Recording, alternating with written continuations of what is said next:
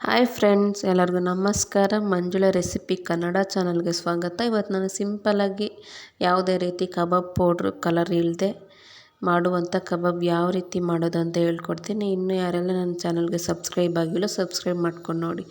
ಇವಾಗ ಹೇಗೆ ಮಾಡೋದು ನೋಡೋಣ. ಒಂದು ಬೌಲ್ ತೊಗೊಂಡು 1 ಸ್ಪೂನ್ ಅಕ್ಕಿ ಹಿಟ್ಟು, 2 ಸ್ಪೂನ್ ಕಾರ್ನ್ಫ್ಲೋರ್ ಹಾಕ್ಕೊಳ್ತಾಯಿದ್ದೀನಿ. ಖಾರದ ಪುಡಿ 1 ಸ್ಪೂನು, ಅರಿಶಿನ ಪುಡಿ 1/4 ಸ್ಪೂನ್ ಹಾಕ್ಕೊಳ್ತಾಯಿದ್ದೀನಿ. ಇಲ್ಲಿ ಗರಂ ಮಸಾಲ 1/4 ಟೀ ಸ್ಪೂನ್ ಹಾಕ್ಕೊಳ್ತಾಯಿದ್ದೀನಿ. ಶುಂಠಿ ಬೆಳ್ಳುಳ್ಳಿ ಪೇಸ್ಟ್ 1 ಸ್ಪೂನ್ ಹಾಕ್ಕೊಳ್ತಾಯಿದ್ದೀನಿ. 1 ಮೊಟ್ಟೆ ಹಾಕ್ಕೊಳ್ತಾಯಿದ್ದೀನಿ.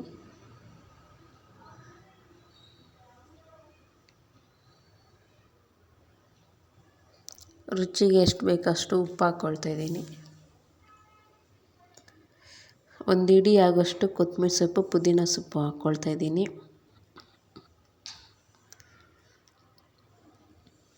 ಅರ್ಧ ಹೋಳು ನಿಂಬೆ ರಸ ಹಾಕ್ಕೊಳ್ತಾಯಿದ್ದೀನಿ. ಇವಾಗ ಇದನ್ನೆಲ್ಲ ಹಾಕ್ಕೊಂಡು ಚೆನ್ನಾಗಿ ಮಿಕ್ಸ್ ಮಾಡ್ಕೋಬೇಕು. ಸ್ವಲ್ಪ ಕೂಡ ನೀರು ಹಾಕ್ದಿರ ಮಿಕ್ಸ್ ಮಾಡ್ಕೊಳ್ಳಿ. ಈ ಮಸಾಲೆ ಅರ್ಧ kgಗೆ ಕರೆಕ್ಟಾಗಿರುತ್ತೆ. ಚೆನ್ನಾಗಿ ಮಿಕ್ಸ್ ಆಗಿದೆ. ಇಲ್ಲಿ ನಾನು ಅರ್ಧ kg ಚಿಕನ್ ಒಂದು 3-4 ಸತಿ ತೊಳೆದು ಇಟ್ಕೊಂಡಿರೋದು ಹಾಕ್ಕೊಳ್ತಾಯಿದ್ದೀನಿ. ಚಿಕನ್ಗೆ ಮಸಾಲೆ ಎಲ್ಲ ಚೆನ್ನಾಗಿ ಹಿಡಿಬೇಕು, ಅಲ್ಲಿವರೆಗೂ ಚೆನ್ನಾಗಿ ಮಿಕ್ಸ್ ಮಾಡ್ಕೊಳ್ತಾಯಿದ್ದೀನಿ.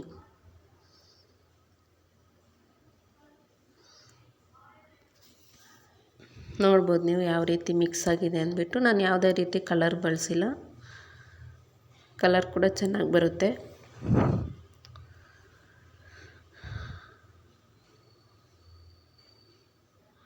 ಇವಾಗೆಲ್ಲ ಚೆನ್ನಾಗಿ ಮಿಕ್ಸ್ ಮಾಡಿದಾಯಿತು. ಇದನ್ನು 2 hours ನೆನೆಸ್ಕೊಳ್ತಾ ಇದ್ದೀನಿ ಪ್ಲೇಟ್ ಮುಚ್ಚಿ. ಇವಾಗ ನಾನು 2 hours ಆದಮೇಲೆ ಕಬಾಬ್ ಮಾಡ್ಕೊಳ್ತಾ ಇದ್ದೀನಿ. ಎಣ್ಣೆ ಆವಾಗಲೇ ಕಾಯಕ್ಕೆ ಇಟ್ಟಿದ್ದೆ. ಎಣ್ಣೆ ಚೆನ್ನಾಗಿ ಕಾದಾದಮೇಲೆ ಮೀಡಿಯಮ್ ಫ್ಲೇಮಲ್ಲಿ ಇಟ್ಕೊಂಡು ಒಂದು 5-6 ಪೀಸ್ ಹಾಕ್ಕೊಂಡು ಬೇಯಿಸ್ಕೊಳ್ತಾ ಇದ್ದೀನಿ.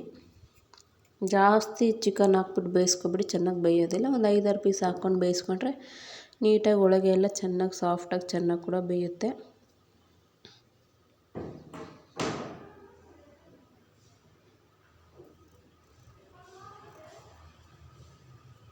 ಮೀಡಿಯಮ್ ಫ್ಲೇಮಲ್ಲೇ ಇಟ್ಕೊಂಡು ಬೇಯಿಸ್ಕೊಳ್ತಾ ಇದ್ದೀನಿ. ಹೈ ಫ್ಲೇಮಲ್ಲಿ ಇಟ್ಕೊಂಡು ಬೇಯಿಸ್ಕೊಂಡ್ರೆ ಮೇಲೆ ಎಲ್ಲ ಚೆನ್ನಾಗಿ ಕಲರ್ ಬಂದುಬಿಡುತ್ತೆ. ಬೆಂದಿರುತ್ತೆ ಅಂತ ನಾವು ಎತ್ಬಿಡ್ತೀವಿ, ಆದರೆ ಒಳಗೆ ಮಾತ್ರ ಹಸಿ ಹಂಗೆ ಇರುತ್ತೆ.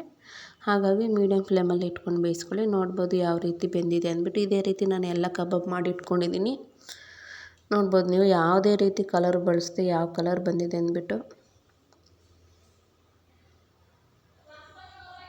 ಟೇಸ್ಟು ಅಷ್ಟೇ ತುಂಬ ಚೆನ್ನಾಗಿರುತ್ತೆ. ಮೇಲೆ ಕ್ರಿಸ್ಪಿಯಾಗಿ ಆಗಿರುತ್ತೆ, ಅಕ್ಕಿ ಹಿಟ್ಟು ಹಾಕಿರೋದ್ರಿಂದ. ಒಳಗೆ ಸಾಫ್ಟಾಗಿರುತ್ತೆ, ತುಂಬ ರುಚಿಯಾಗಿರುತ್ತೆ. ಈ ವಿಡಿಯೋ ನಿಮಗೆ ಇಷ್ಟ ಆಗಿದರೆ ಲೈಕ್ ಮಾಡಿ, ಶೇರ್ ಮಾಡಿ, ಕಮೆಂಟ್ ಮಾಡಿ, ಹಾಗೆ ಸಬ್ಸ್ಕ್ರೈಬ್ ಮಾಡ್ಕೊಳ್ಳಿ.